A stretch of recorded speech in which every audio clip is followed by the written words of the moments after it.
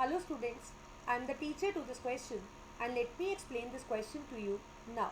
The question says, which of the following statements are wrong? A. Lime juice is acidic in nature. B. Turmeric cannot be used as an indicator by a visually impaired student. C.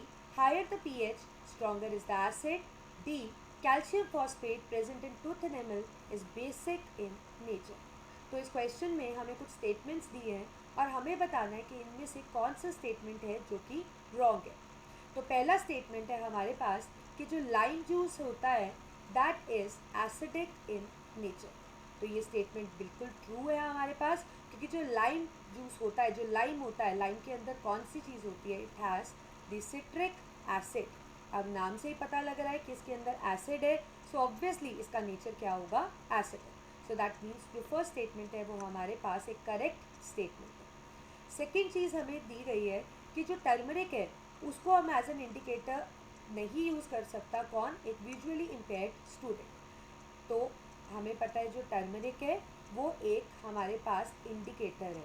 और कैसा indicator है कि जब आप उसको acid या base के साथ मिक्स करते हो तो उसके कलर में चेंज आता है. It changes its colour. अब ऑब्वियसली अगर कोई विजुअली इम्पेयर्ड है तो वो कैसे इस कलर चेंज को देख पाएगा? तो दूसरा स्टेटमेंट भी हमारे पास बिल्कुल सही स्टेटमेंट है कि एक visually challenged person can not use the turmeric indicator because वो देख ही नहीं सकता है, तो उसको कलर चेंज भी नहीं दिखेगा. थर्ड स्टेटमेंट था हमारे पास, higher the pH stronger the acid.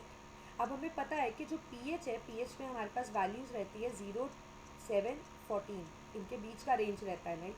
मतलब 0, 1, 2, 3, 4, 5, 6, 7 और फिर उसके बाद 8, 9, 10, 11, 12, 13, 14 तक ये स्केल रहता है. 0 से 7 वाले पीएच वैल्यू को हम एसिडिक बोलते हैं नेचर में, ठीक है. और 7 से 14 वाले क्या होते हैं नेचर में? बेसिक. और 7 वाला सब्सटेंस क्या होता है? न्यूट्रल. अब सी स्टेटमेंट में बोला गया है कि जितना ज़्यादा पीएच होगा उतना स्ट्रॉन्गर एसिड होगा. तो इसको समझने के लिए लेट्स से मैं एक पीएच की वैल्यू ले लेती हूँ 2 और 4. अब अगर मैं आपसे पूछूँ 2 और 4 में से कौन सा ज़्यादा एसिडिक है, तो जो 2 वाला है वो ज़्यादा एसिडिक होगा, क्योंकि जितना हम 7 के पास जा रहे हैं उतना न्यूट्रलिटी के क्लोज जा रहे हैं, राइट? तो जितना कम पीएच होता है उतना सब्सटेंस एसिडिक होता है. तो इसका मतलब जो हमारा सी स्टेटमेंट है वो एक रॉन्ग स्टेटमेंट है, ठीक है, क्योंकि जितना हायर पीएच होगा उतना वो स्ट्रॉन्गर एसिड नहीं होगा, उतना वो वीकर एसिड होगा. और अगर 7 से ज़्यादा हो जाएगा तो फिर तो वो ऑब्वियसली बेस की साइड चला जाएगा. तो ये एक रॉन्ग स्टेटमेंट है. डी स्टेटमेंट देख लेते हैं. Calcium phosphate present in tooth animal is basic in nature. तो ये जो कैल्शियम फॉस्फेट होता है हमारे पास that is CA3PO4 whole twice, ये एक बेस होता है, राइट? और ये हमारे टूथ एनिमल में प्रेजेंट होता है. ये भी एक करेक्ट, आप कह सकते हो एक ट्रू स्टेटमेंट है. सो दैट मीन्स इन चारों स्टेटमेंट में से जो हमारी फॉल्स स्टेटमेंट है वो है स्टेटमेंट सी, राइट? क्योंकि हमें पता है कि जितना ज़्यादा पीएच होता है उतना वीक एसिड होता है.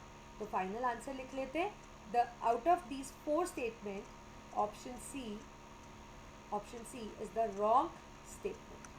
Option C is the wrong statement because we know that higher is the pH, लिख लेते हैं यहाँ पे, higher is the pH, weaker is the acid. Higher is the pH, weaker is the acid. I think you got it. That's all the explanation to the question. Thank you.